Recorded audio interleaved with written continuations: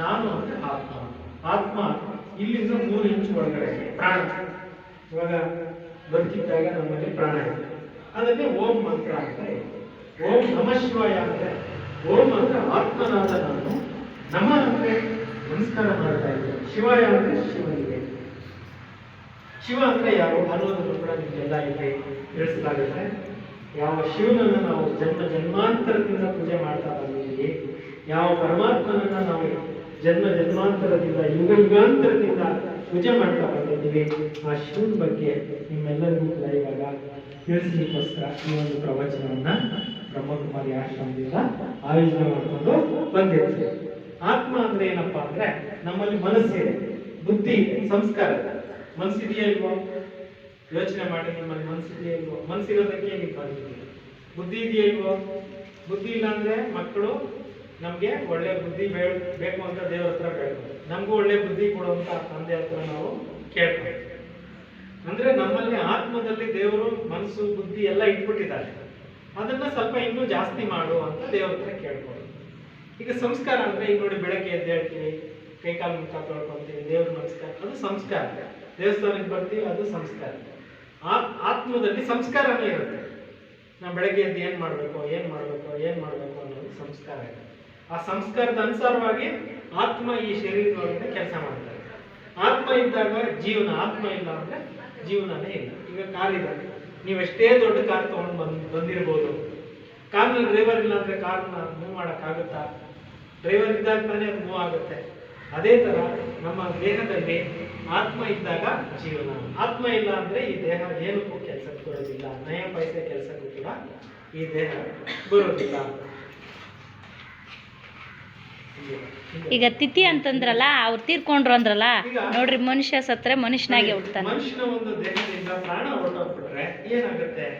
ಇಲ್ಲಿ ನೀವು ನೋಡ್ತಾ ಇದ್ದೀರಾ, ಪ್ರಾಣ ಹೋಗ್ಬಿಟ್ಟು ಮತ್ತೆ ಮನುಷ್ಯನಾಗಿ ಹುಡ್ತಾ ಇದೆ. ಇವಾಗ ಮನೇಲಿ ಒಂದು ಪಾಪ ಹುಟ್ಟುತ್ತೆ, ಹೇಳ್ತೀರ ನಮ್ಮ ಅಜ್ಜಿ ಹುಟ್ಟವಳೆ, ನಮ್ಮ ಅಜ್ಜ ಹುಟ್ಟವಳೆ, ಹೇಳ್ತೀರಾ ಇಲ್ವೋ? ಅಂದ್ರೆ ಆತ್ಮ ಏನಾಯ್ತು, ಅಜ್ಜಿನಿಂದ ಹೊರಟಾಯ್ತು, ಮಗುವಾಗಿ ಮತ್ತೆ ಜನ್ಮ. ಅಂದ್ರೆ ದೇಹ ಮಾತ್ರ ಬದಲಾವಣೆ ಆಗ್ಬೇಕು, ಆತ್ಮ ಮಾತ್ರ ಸಾಯೋದಿಲ್ಲ. ಆತ್ಮನ್ನ ಖಡ್ಗ ಕತ್ತರಿಸಕ್ಕಾಗಲ್ಲ. ಭಗವದ್ಗೀತೆಯಲ್ಲಿ ನೈನಂ ಚಿಂದಂತಿ ಶಸ್ತ್ರಾಣ ನೈನಂ ದಹಂತಿ ಪಾವಕ ಅಂದ್ರೆ ಇದೆಲ್ಲ ಭಗವದ್ಗೀತೆಯಲ್ಲಿ ಶ್ಲೋಕಗಳಿದ್ದಾವೆ. ಅದ್ರ ಅರ್ಥ ಯಾರು ತಿಳ್ಕೊಂಡಿಲ್ಲ, ಅರ್ಥ ಹೇಳ್ತಾರೆ. ಅಂದ್ರೆ ಈ ದೇಹದಿಂದ ಆತ್ಮ ಹೊರಟೋಗ್ಬಿಟ್ಟು ಇನ್ನೊಂದು ದೇಹ ಕೊಟ್ಟ, ಪುನರಪಿ ಮರಣ ಪುನರಪಿ ಜನ್ಮ. ಹುಟ್ಟಿದವನು ಸಾಯಲೇಬೇಕು, ಸತ್ತವನು ಮತ್ತೆ ಹುಟ್ಟಲೇಬೇಕು. ಇವಾಗ ಯಾರ್ದೋ ಮನೆಯಲ್ಲಿ ಒಂದು ಮಗು ಬೇಕು ಅಂತ ಬೇಡ್ಕೊಂತ ಇರ್ತಾರೆ, ದೇವರೇ ಒಂದು ಮಗು ಕೊಡೋದು. ಅಂದ್ರೆ ಆತ್ಮ ಹೋಗ್ಬಿಟ್ಟು ಆ ಒಂದು ಮನೆಯಲ್ಲಿ ಜನ್ಮ ಮಾಡ್ತಾರೆ. ಹಾಗಾಗಿ ಆತ್ಮಕ್ಕೆ ಸಾವಿಲ್ಲ. ಯಾರಾದ್ರೂ ಸತ್ತೋದಾಗ ಅಥವಾ ತೀರ್ಕೊಂಡಾಗ ನಾವು ದುಃಖ ಪಡೋದು. ದುಃಖ ಪಟ್ರೆ ನಾವು ಅವ್ರಿಗೆ ದುಃಖ ಪಡ್ತೀವಿ. ಎಲ್ಲಿ ಹೋಗಿರ್ತೀವಿ, ಸಣ್ಣ ಸಣ್ಣ ಮಕ್ಳು ಇರ್ತವೆ, ದುಃಖ ಪಡ್ತಾ ಇರ್ತವೆ. ಯಾಕೆ? ಇಲ್ಲಿ ಕಳ್ಕೊಂಡಿರೋರು ಇರ್ತಾರಲ್ಲ, ಅಪ್ಪ ಅಮ್ಮ ಅಥವಾ ಯಾರೋ ನೆಂಟರು ಬಂದು ಬಳಗ, ಅವ್ರು ಅಳ್ತಾ ಇರ್ತಾರೆ, ಅದು ಇದಕ್ಕೆ ತರ್ತಾರೆ. ಕೆಲವ್ರು ಹೇಳ್ತಾರಲ್ಲ, ಮಗು ಅಳ್ತಾನೆ ಇರುತ್ತೆ ಒಂದೇ ಸಮನೆ, ಯಾಕೂ ಗೊತ್ತಿಲ್ಲ ಅಂತಾರಲ್ಲ, ಅವ್ರು ನೆನ್ಸ್ಕೊಂಡು ಹಿಂದಿನ ಜನ್ದವ್ರು ಅಳ್ತಾ ಇರ್ತಾರೆ, ಅವ್ರ ನೆಂಟ್ರಿಷ್ಟು. ಆತ್ಮ ಅನ್ನೋದು ಸತ್ತಿಲ್ಲ. ಆತ್ಮಕ್ಕೆ ನೀವು ಹೇಳ್ತಾ ಇರುವಂತ ದುಃಖದ ವೈಬ್ರೇಷನ್ ಹೋಗಿ ತಲುಪ್ತಾ ಇದೆ. ಮೊಬೈಲ್ ನಲ್ಲಿ ಫೋನ್ ಮಾಡಿದ್ರೆ ಇನ್ನೊಂದು ಫೋನ್ ರಿಂಗ್ ಆಗುತ್ತೆ, ಆತ ಅಷ್ಟೇ, ಸಿಂಪಲ್ ಸೈನ್ಸ್ ಇದೆ. ಅರ್ಥ ಆಯ್ತಾ? ಈಗ ನೋಡಿ, ಇವರು ತ್ರಿಮೂರ್ತಿಗಳು. ನಾವು ಮಂತ್ರ ಹೇಳ್ತೀವಲ್ಲ, ಗುರು ಬ್ರಹ್ಮ, ಗುರು ವಿಷ್ಣು, ಗುರುದೇವ ಮಹೇಶ್ವರ, ಗುರು ಸಾಕ್ಷಾತ್ ಪರಬ್ರಹ್ಮ, ತಸ್ಮೈ ಶ್ರೀ ಗುರುವೇ ನಮಃ ಅಂತ ಮಂತ್ರ ಹೇಳ್ತೀವಲ್ಲ. ಈ ತ್ರಿಮೂರ್ತಿಗಳಿಗೂ ಮೇಲೊಬ್ಬರಿದ್ದಾರೆ, ಅವರೇ ಪರಮಾತ್ಮ ಶಿವ. ಬ್ರಹ್ಮ ದೇವತಾಯ ಮಾ, ವಿಷ್ಣು ದೇವತಾಯ ಮಾ, ಶಂಕರ ದೇವತಾಯ ಮಾ ಅಂತ ಹೇಳ್ಬಿಟ್ಟು ಮಂತ್ರಗಳು ಹೇಳ್ತೀವಲ್ಲ. ಈ 3 ದೇವತೆಗಳಿಗೂ ಮೇಲೆ ಇರ್ತಕ್ಕಂಥವ್ರಿಗೆ ಪರಮಾತ್ಮ. ಪರಮಾತ್ಮ ಯಾರು ಅಂದ್ರೆ ನಮ್ಮ ಆತ್ಮಗಳಿಗೆ ತಂದೆ, ಅವರೇ ಶಿವ. ಲಿಂಗ ಇಟ್ಟಿದ್ದಾರೆ, ಅದ್ರ ಬಗ್ಗೆ ಮುಂದೆ ಹೇಳಿದ್ವಿ. ಇಂಗ್ಲಿಷ್ ನಲ್ಲಿ ಗಾಡ್ ಅಂತ ಮಕ್ಕಳು ಇದ್ದಾರೆ, ಓದುವಂತ ಮಕ್ಕಳು, ಅವ್ರಿಗೂ ಅರ್ಥ ಆಗಲಿ ಅಂತ ಹೇಳ್ತೀವಿ. ಗಾಡ್ ಅಂದ್ರೆ GOD, 3 ಸ್ಪೆಲ್ಲಿಂಗ್ ಇದೆ. GOD 3 spelling. ಜಿ ಅಂದ್ರೆ ಜನರೇಟರ್, ಓ ಅಂದ್ರೆ ಆಪರೇಟರ್, ಡಿ ಅಂದ್ರೆ ಸೃಷ್ಟಿಕರ್ತ, ಪಾಲನಕರ್ತ, ಲಯಕರ್ತ. ಈ ತ್ರಿಮೂರ್ತಿಗಳಿಂದ ಸೃಷ್ಟಿ ಸ್ಥಿತಿ ಲಯಗಳನ್ನ ಮಾಡಿಸೋರಿಗೆ ಪರಮಾತ್ಮ, ಮಾಡುವಂತವ್ರಿಗೆ ತ್ರಿಮೂರ್ತಿಗಳು ಅಂತ. ಮಾಡೋರು ಮಾಡಿಸೋರು ಪರಮಾತ್ಮ, ಮಾಡೋರು ತ್ರಿಮೂರ್ತಿ. ಅರ್ಥ ಆಯ್ತಾ? ಇವಾಗ ನಾವು ಕೈನಿಂದ ಕೆಲಸ ಮಾಡ್ತೀವಿ, ಆತ್ಮ ಕೈನಿಂದ ಕೆಲಸ ಮಾಡ್ತೀವಿ, ಕಾಲಿನಿಂದ ನಡೀತೀವಿ. ಕಾಲಿಲ್ಲ ಅಂದ್ರೆ ನಡೆಯೋದು ಹೆಂಗೆ? ಆತ್ಮ ಬರೀ ಆತ್ಮ ಎಲ್ಲ ಮಾಡಕ್ಕಾಗಲ್ಲ. ಬಾಯಿಗೆ ಊಟ ಮಾಡ್ತೀವಿ ಅಂದ್ರೆ ಬಾಯಿ ಇಲ್ಲ ಅಂದ್ರೆ ಊಟ ಮಾಡೋದು ಹೆಂಗೆ? ಕಿವಿ ಇಲ್ಲ ಅಂದ್ರೆ ಕೇಳೋದು ಹೆಂಗೆ?